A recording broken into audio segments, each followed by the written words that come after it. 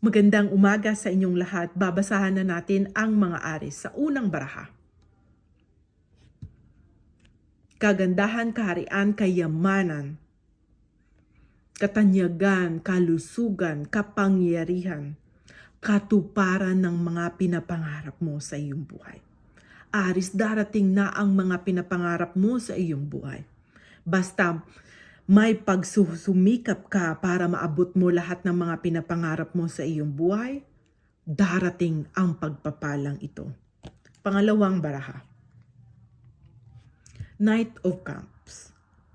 Isang tao nakasakay sa puting kabayo, may dalang magandang opportunity. Ibig sabihin, itong tao na ito ay may magandang intensyon sa iyo at tutulungan ka para makamit mo ang magandang opportunity mo sa iyong buhay. Ito ay konektado sa tubig at tawid tubig. Ibig sabihin, pwede ka magtagumpay sa ibang bansa o sa negosyo. Kaya ito'y tumutukoy sa unang baraha. May ipapadala ang ating Panginoong Diyos na mabuting tao sa iyong buhay para makamit mo lahat ng pinapangarap mo sa iyong buhay. Sa panghuling baraha, the lovers, ginagabayan na ng ating Panginoong Diyos, mga aris, ang buhay pag-ibig mo.